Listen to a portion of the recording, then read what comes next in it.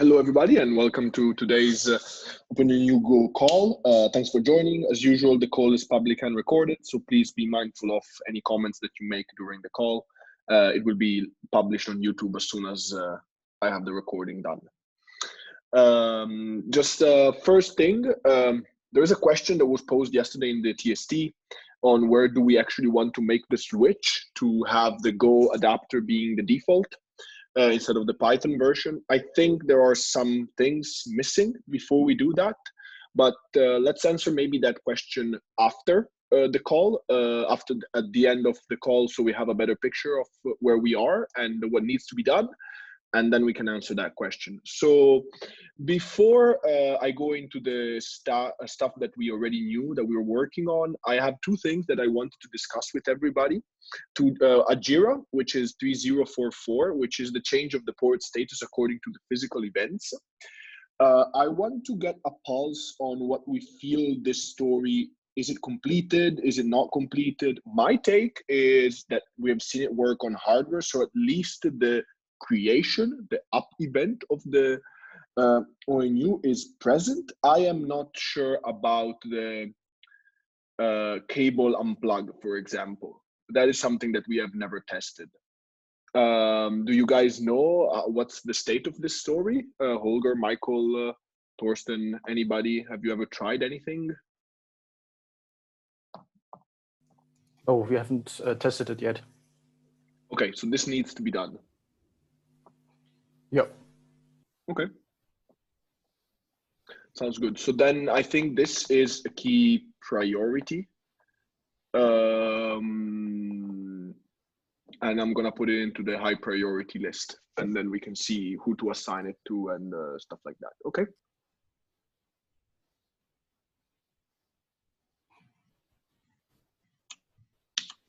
The other one that I have, let me add it here.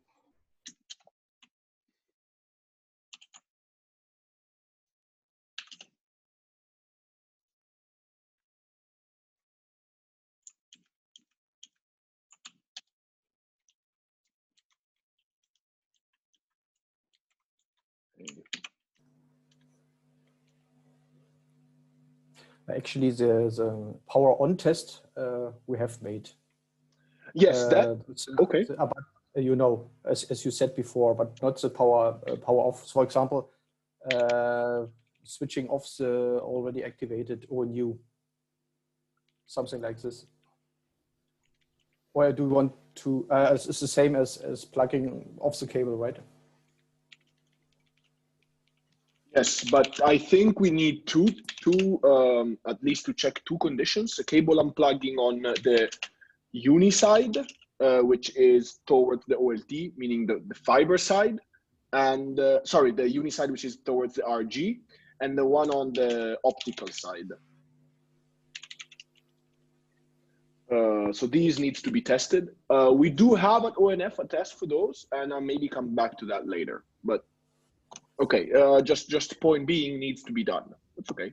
Just something that Holger, just a remark for that, because I think this story really refers to the state of, from my point of view, the logical port. But I'm not sure if our test sequences really have test this port state in these specific sequences. I know it is tested when it comes up, but I'm not sure if it is really tested, if it should be done. Okay. Maybe one of the best ways, and I'll come back to that, we do have such tests in ONF, meaning that we do have a power off, power on of the ONU, a hard power off, power on of the ONU through a power switch that we have in our pods. So that's maybe something that we can easily integrate. That's okay. I can easily integrate that, and I'll come back to the testing later. So, okay. The other thing is that sometimes I see failures in activation of the ONUs in Volta in our scale tests. Bear in mind, I have not spent any time looking at this, but I would like to put it on everybody's radar. Just if anybody has some time, maybe Holger, after you have finished some of your tasks, you can take a look at these logs that are included with every build. And it's not every time, it's sometimes. So it's probably a race condition or something like that. Okay. But I do believe this to be a fairly high priority item.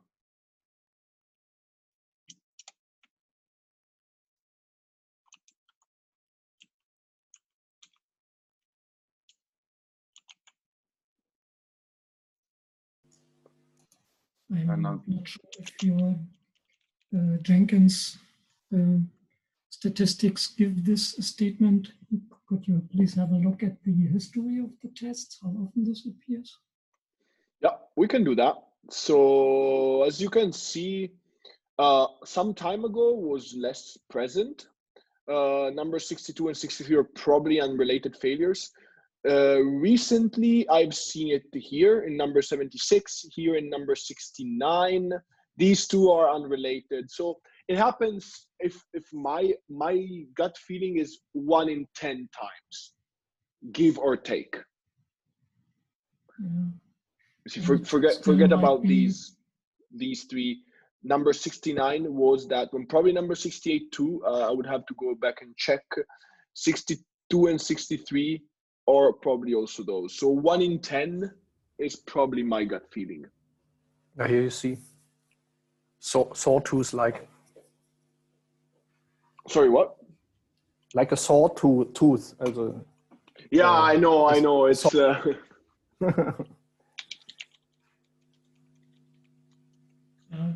wanted to have a look because it, of course, might have been that we introduced problems with our latest changes. Mm-hmm. Yeah, still might be because you see some certain probability with the last runs. Yeah, anyway, we have to look for the details for that.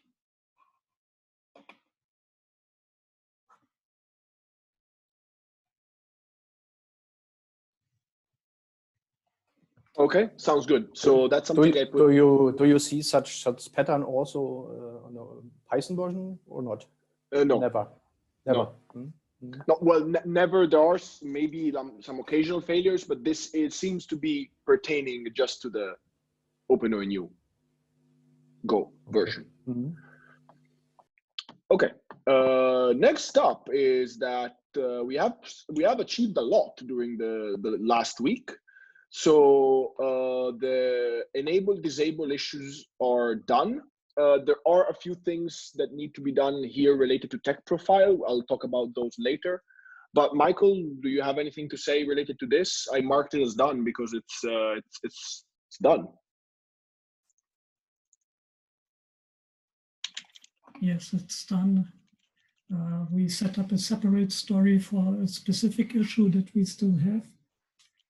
So that is part of a different story I'm currently working at. But basically, yeah, I would also say it's done, and the Jenkins test seems to run with a quite good stability, and also the pod tests that you have started were improved concerning the overall results. Yeah. So again, this one is done.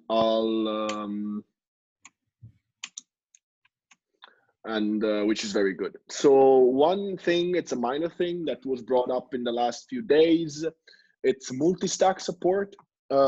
This is because at ONF we started looking at scaling Volta to in the same pod with multiple stacks to support many more OLTs and things like that. So there's minor changes that need to be done. Matteo will take care of those with an update of the Helm charts to avoid hard coding the RW core and the OpenONT topic. That's one.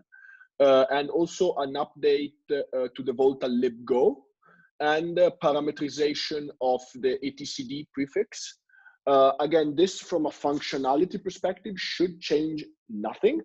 It's just more of just more of a making it more akin to the other elements that we have in the Volta system.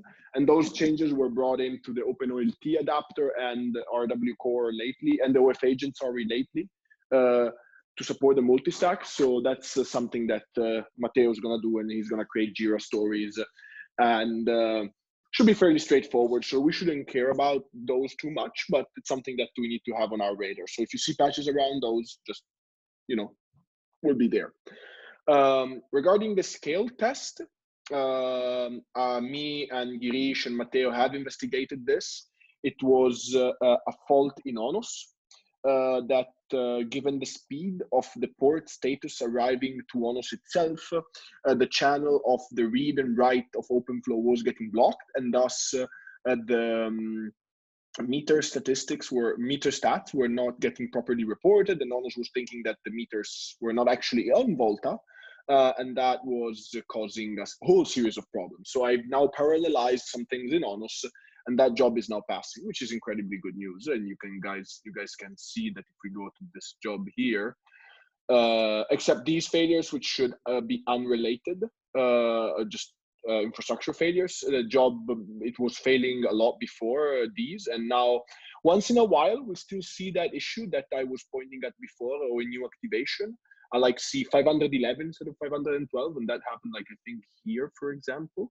Yeah, exactly. This is the same issue before. It's like, if you look at the logs, it's yeah, there. Is the ONU activation related to the issue where ONU indication arrives at the ONU adapter, but there is no device handler instance?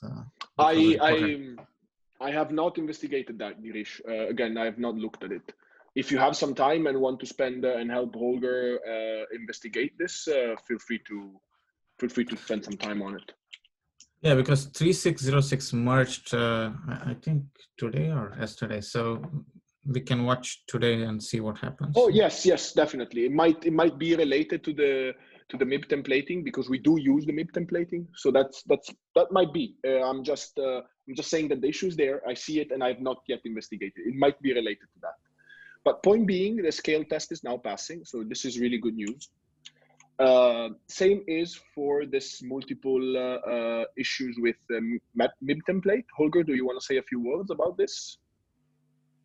I have delivered it with this delay solution, because the solution done by the Python adapter we could not reuse, because we have to answer to every inter-adapter message, and at least in our scope and with 64 ONUs, it also works now with debug level on. But I suppose the scale test is not running with debugs, right? This debug is running with warning level only, right? So actually, I wouldn't think that this issue will appear, but we have to have a look. There was this issue with missing Adobe device RPC when the ONU indication arrives. Yeah. Okay, maybe this could also help fix the issue down there. Let's see. But thanks. But in the latest, was it already included in the latest run? Do you know? In the latest run, the issue is that I've never triggered one myself. So I just leave this. These are triggered every, if you can see, these are actually triggered every 4 hours. I wouldn't say that this one included it. And we don't know, because this one didn't fail. So, or even if you go here and check the AT&T one, where is it? This one? Sorry, not this one, the DT one, which is this one. Again, it failed on this morning at 11:36, but I believe we did not merge that one at 11:36. It passed on 15:36. So maybe it's worth it.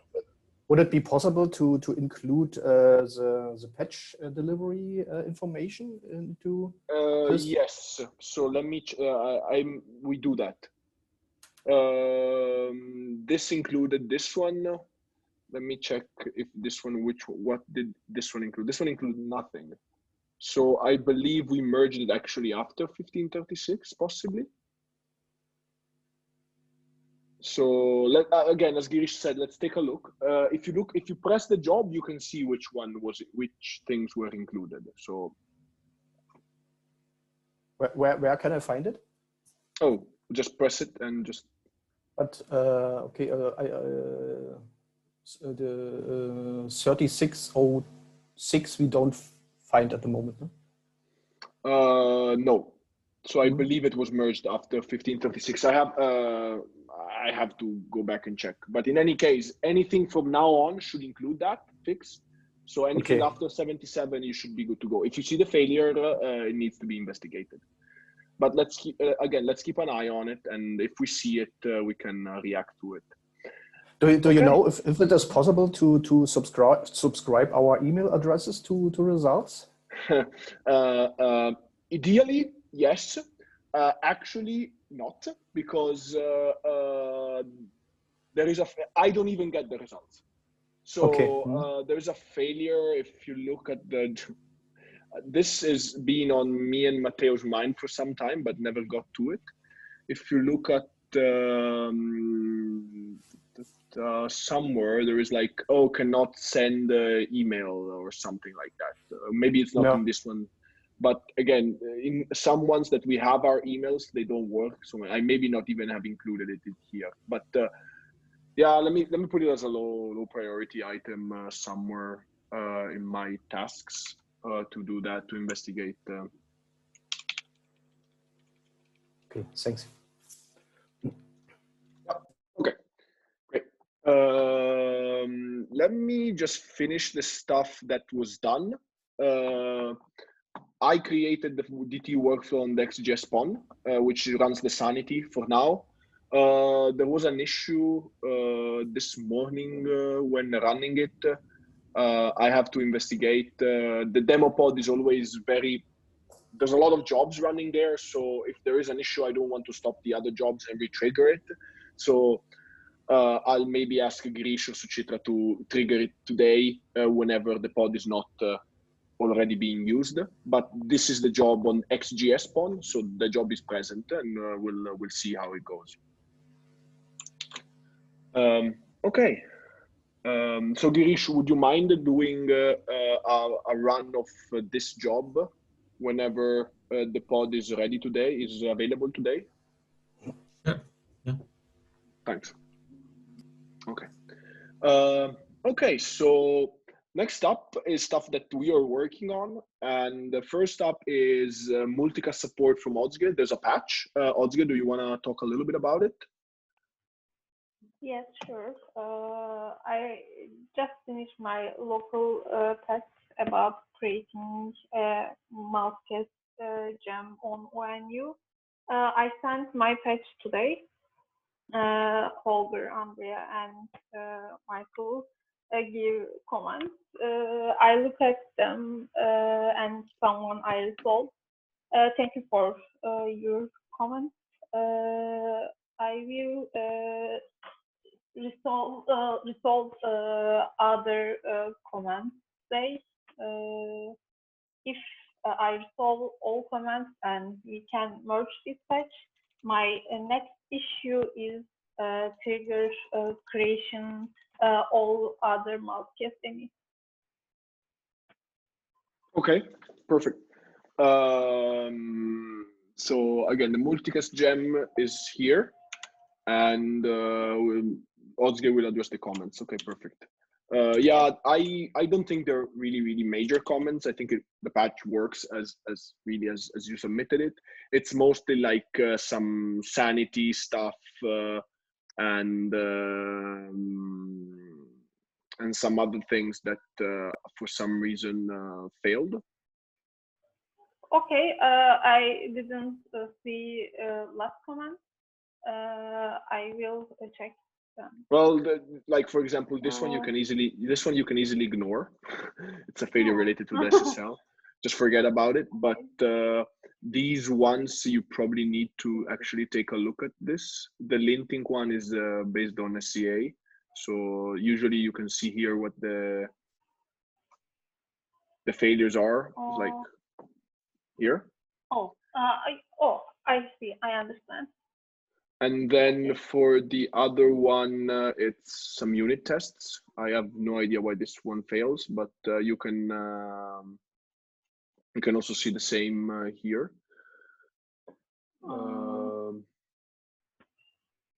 Oh, this maybe goes back to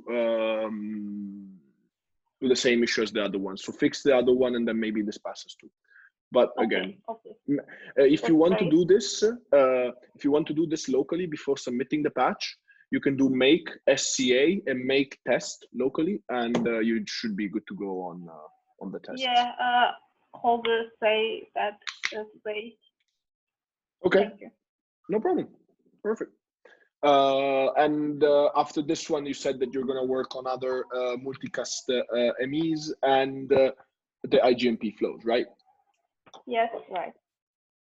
Perfect.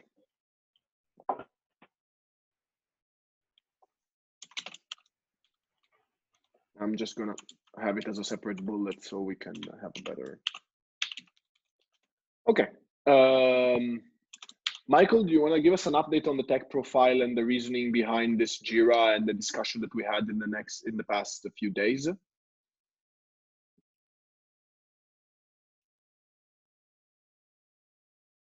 If you're trying to speak, Michael, you're muted. Yeah, sorry, I have to unmute. There's still a problem with the expected device reason result after the AT&T subscriber add and remove tests. Fortunately, we have an extension of the according ONU adapter test suite from Thorsten, so that this procedure is now tested automatically, not yet in the Jenkins regression, but we can enable it for our tests with a certain robot tech. And if we do so, then we see this error.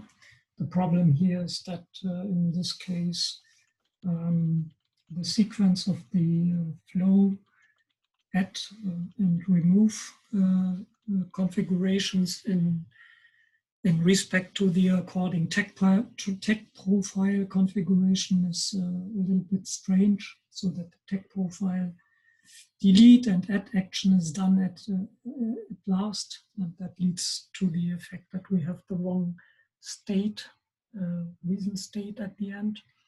And Girish and we have discussed how to solve that, and there's a solution for that.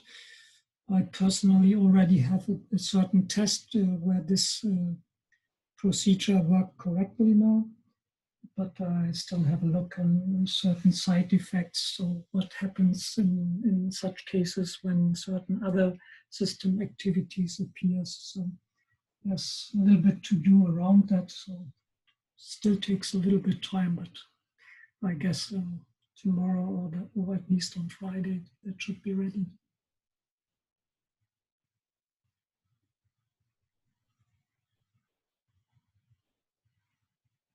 Okay, sounds good.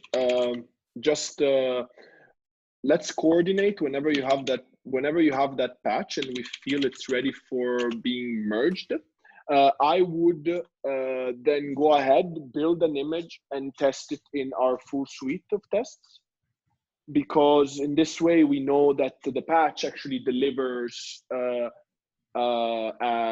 fix that does not break anything else. I know this is already being tested by the Thorsten tests, but it's like a second validation of the fact that we don't break, given the fact that we've reached the full test pass on that. Yes, so I think we can do so if I put the according patch to Garrett again. So yeah, you can be triggered to start the other tests again.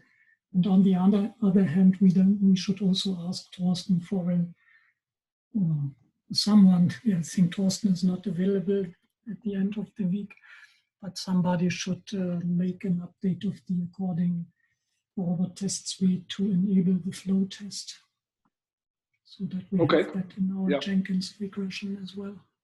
Yeah. Okay.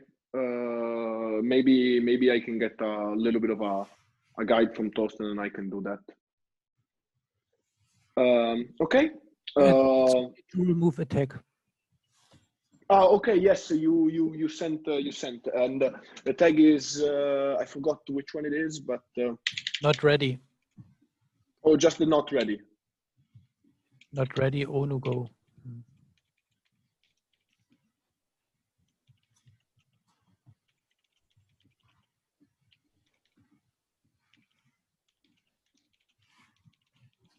No, in the Robert file.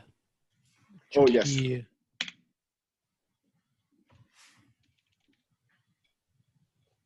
Yeah. Okay. That I can easily do whenever the patch is ready. So it's perfect. Thanks. Okay. Michael, while you're at it, can you talk about the actual physical tech profile removal? Yeah, well, I haven't started this story really. Of course, based on the activities that we had in the last days, we already spent some thoughts about it. So yeah, I will start when the other story is really finished and merged, and then I will start with this story. Sounds good. Okay, I think that's it's yeah. Nevertheless, I think it's a little bit complicated still. So it's a bigger story.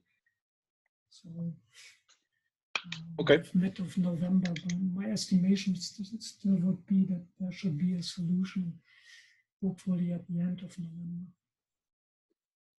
Okay. Yeah. So that maybe comes back to the discussion of when we can make this a more default thing. And I believe this has to be there before we do that, but that's okay. Let's get back to that question maybe later. Okay.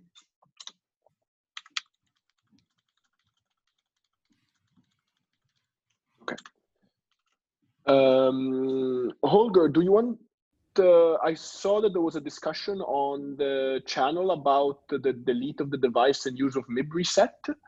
And the fact that the communication channel is not available anymore. Holger, Girish, what's the conclusion on this? Should we just skip it? Girish made a comment in Slack 30 minutes ago. Girish, do you want to state something? Yeah, at this point, Andrea, I mean, I didn't investigate, but I don't think it's very important. Let's create a low priority Jira and go ahead. Okay. Because in Python adapter, we don't do that. The solution you're envisioning is to keep the channel open even after the until after the RPC call delete device, or what would be your idea? I didn't understand. So basically, you're saying that the tech profile, the tcont and gemport configuration continue to remain on the ONU after delete ONU, right? No, I meant the problem we have now is that in the core, our device does not exist anymore. So I can't send any inter-adapter messages. I wanted to send the inter-adapter, the OMSI message MIB reset and try to use the inter-adapter message, but it is not, the target is not available anymore. So that should be an issue on the old T adapter, right? That he is closing or on the RB core that yeah, I think it's on the read-write core. I think it should wait for acknowledgement from both the adapters before it can close the channel. But at this point, I don't have a full idea, so I need to look at the code. Okay, but you recommend to put this after 2.6, right? Yes, after 2.6, I don't think it's a very high priority item. Oh, okay, then I will archive the code and bring up later. Okay, I will create a Jira about this and post the discussion over there, the things we have over here, and move it to after 2.6. Okay, sounds good. Perfect. Thanks. So the testing, start work on the testing. What has been done is, as I said, I created the DT workflow. what I envision to do is that as soon as that DT workflow on the XGS pawn passes a few times, I would actually go ahead and move it to the AT&T tests. The issue is that to actually get the AT&T tests running, we do need that capability to remove the tech profile. So that I think we are holding on this one, and also to extend the existing DT tests to the full suite, the 30 tests that we have for Deutsche Telekom. Also, that one needs the tech profile removal because, again, it does ONU delete, it does ONU remove, re-add, and things like that. So I think we're kind of waiting on that tech profile removal to have these hardware tests included. Andrea, do you know if the data plane test UDP and TCP also require this, or are they most straightforward? I think they are straightforward. I can include some things. I could include like the ONOS HA test that should have no effect. I could add some tests.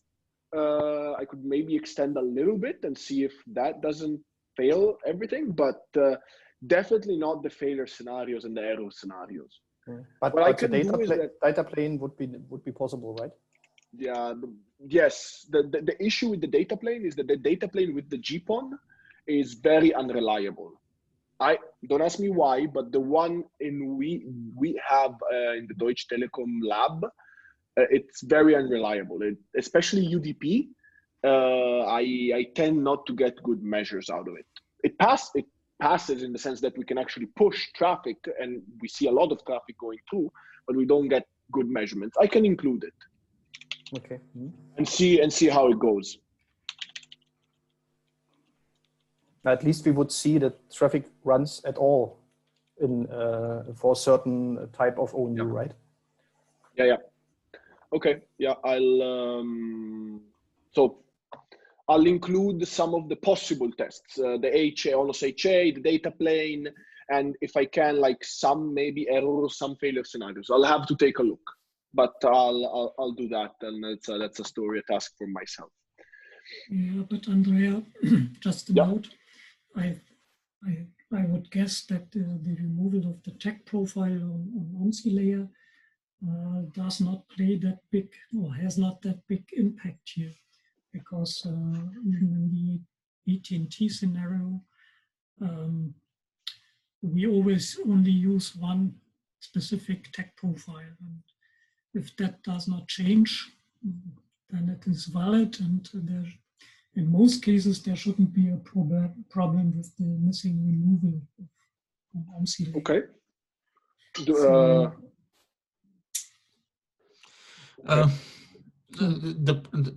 I don't think it should be a problem, but yeah, I mean, you'll continue to have some stale T-content. Say, for example, it gets a new T-content gem port. So you will have some, the old T-content gem port as well on the ONU, as well as the new T-content gem port on the ONU. Yeah, I remember the last discussions here. Even if the tech profile itself may not have been changed based on the number, then internally the used gem ports and T-cons might have changed. And yeah, of course, that's problematic then.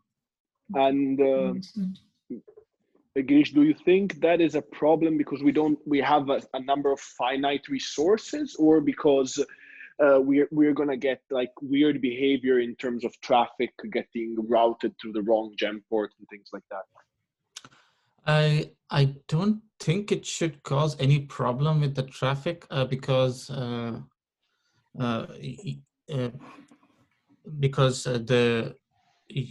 gem port mapping and the UniG entities, the new gem ports would be tried,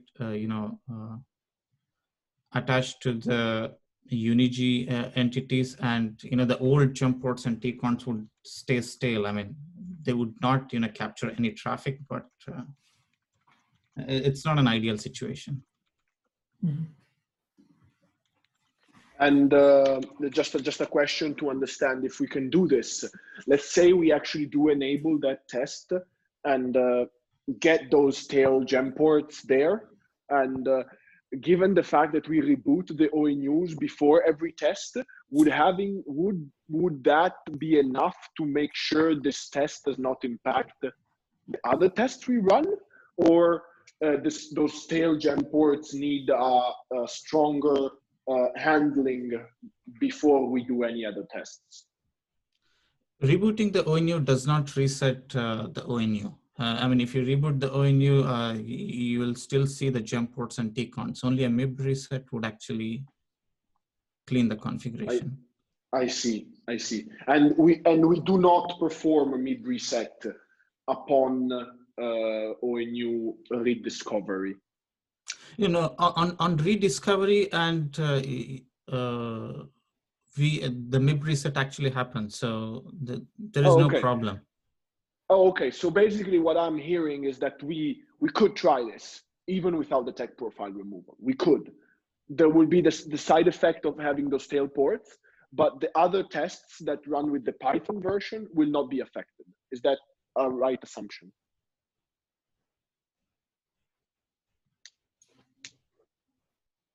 Girish, is that correct? I lost your question. What was the question? The question is, if we try the AT&T tests and the DT tests with the OpenONU Go adapter before the tech profile removal is fully implemented, will that affect any other tests, the Python-based tests, on the same pods? I think it is possible, Andrea. Only if after some test you reboot all ONUs, meaning also the ONUs that are connected to the Python adapter, then you have a fully clear situation. Otherwise, it is still possible that the ONUs that are connected to the Go adapter are sending on GAN ports on which they should not send.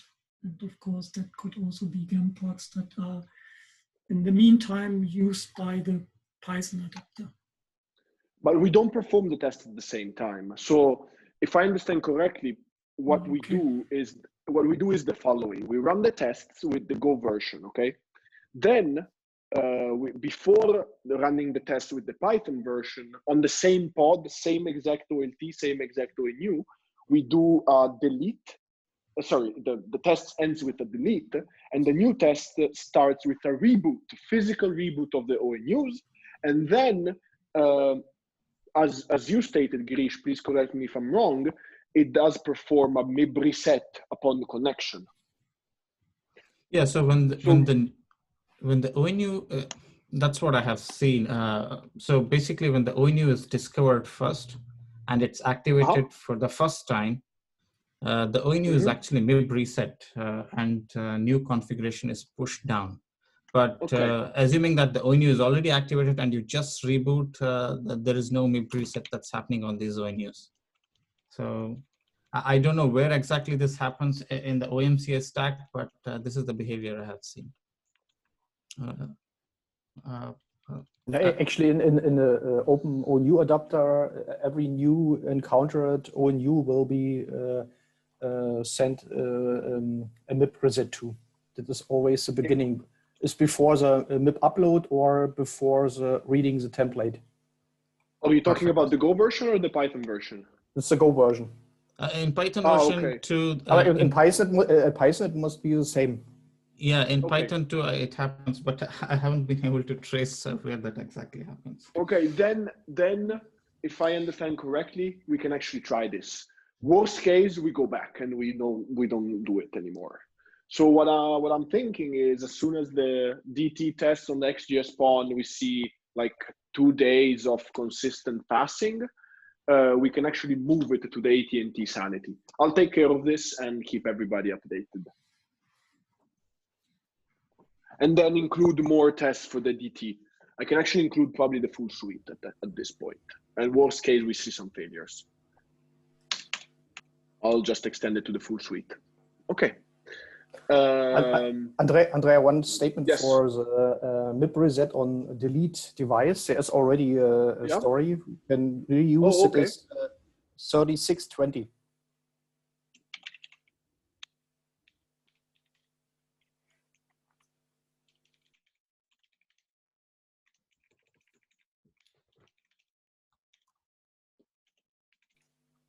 It's currently a story. Probably we should switch it to a bug. I don't know.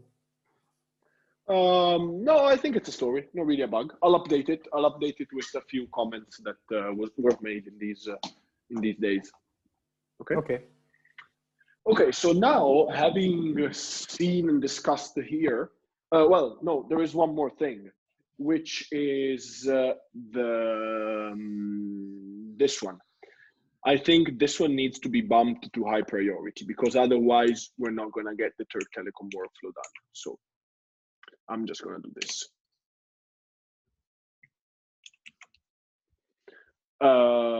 So the two big things that are really missing is the tech profile removal and the multi-tcont as functionality.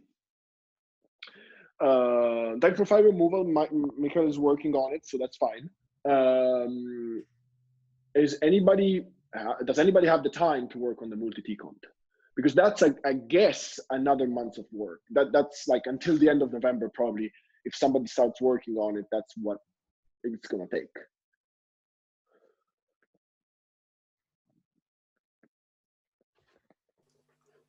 You know, I could help. I mean, I have not done any coding on any development on the OpenONU Go, but I could lend some help here.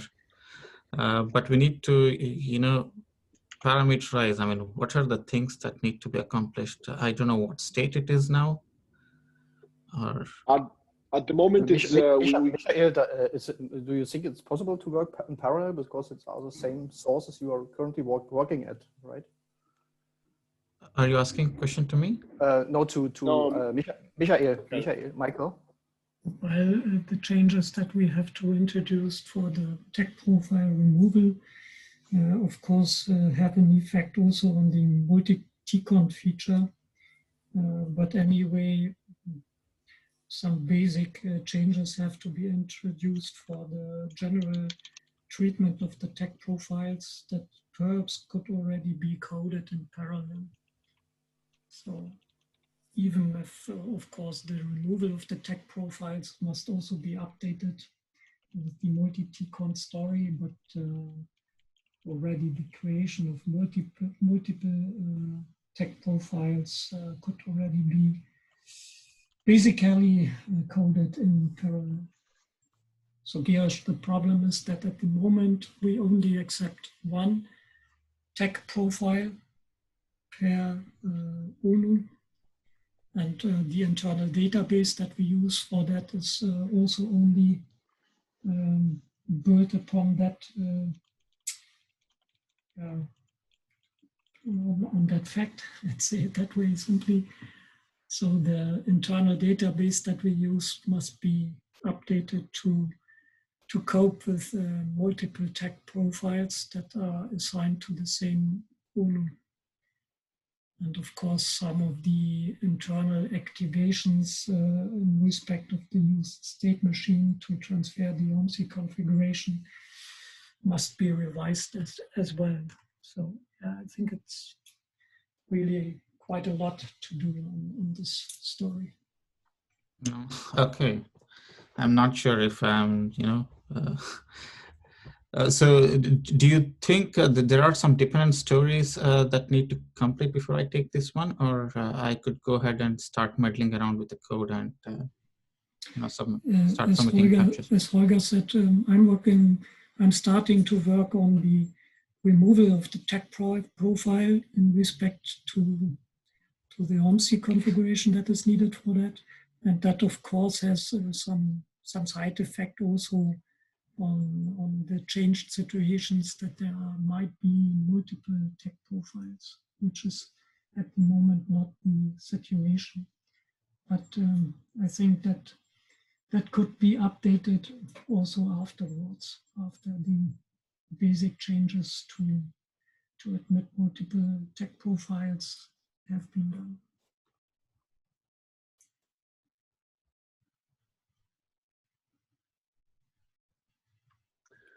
Okay, then I think, Girish, you can start probably taking a look at this Sure. and see, and we can also resume like, no, sorry, fix the conflicting issues upon like patch submission.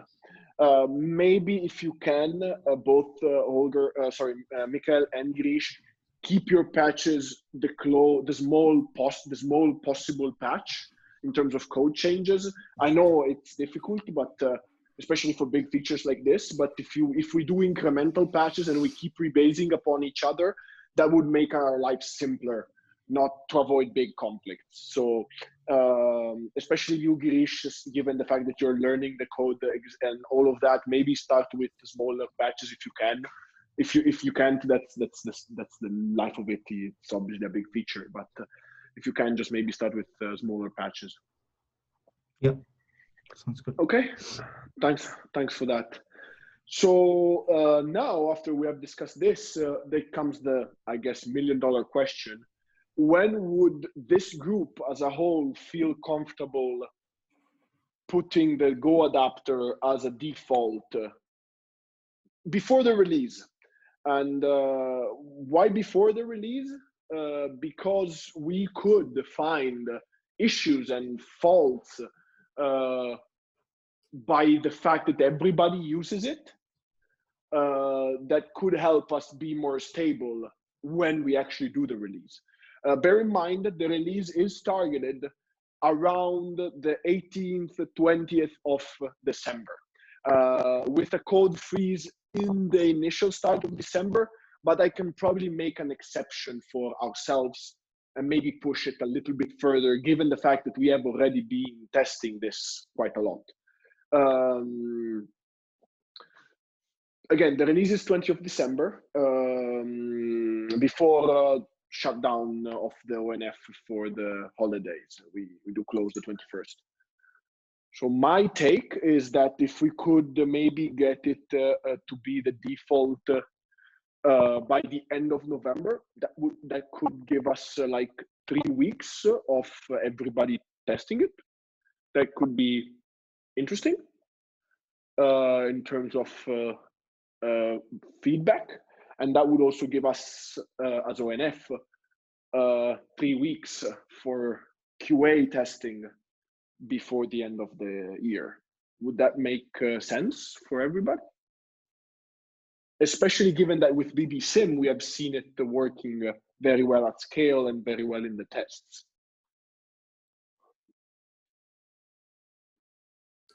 Do you feel comfortable with this? Do you think it would also be possible to keep Python as a fallback strategy with low priority at running, so that always also tests will also be done with the Python, but not as a default, but as a fallback solution? So having that both active at the same time, I don't think so. But having it as a configurable option, most definitely. So I would envision that for at least one release, meaning the full 2.6 cycle, we are going to keep them both in there. Like right now, we have the OpenONU Go as an option and the Python as default. I would envision that we just swap these two and say, if you want and you don't feel comfortable using the Go version for any reason, it's okay. Just you set this flag and go to the Python version, but the default is the Go version. And that's for the whole length of 2.6. At the end of 2.6, which is January, February, March, end of March, we're probably going to just drop the Python version altogether. I see.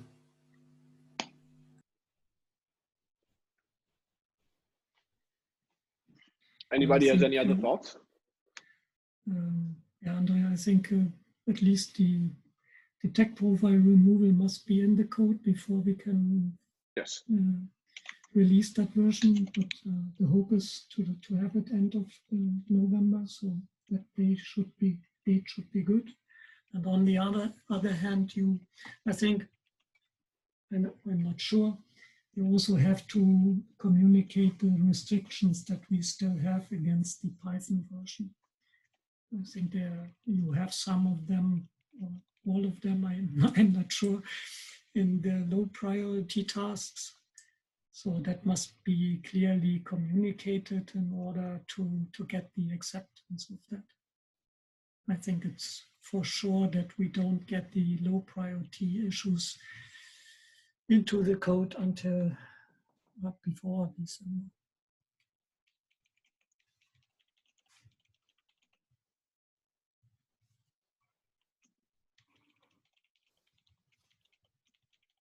Okay. Yeah, I definitely agree. So that I can maybe take a shot at compiling a diff of things that we know are missing.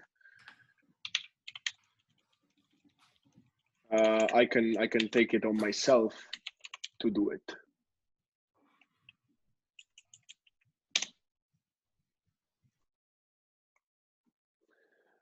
And yeah, I would agree. Tech profile, multi-tcont if possible, if Girish manages to do it. Keep the Python version in there and have a list of known missing elements. And again, if anybody wants, for any reason, to go back to the Python version, we're just going to give the option. The Python version will still work. It might just not be the default. So I think that's fine. Okay. Perfect. Does anybody have any other topic for today?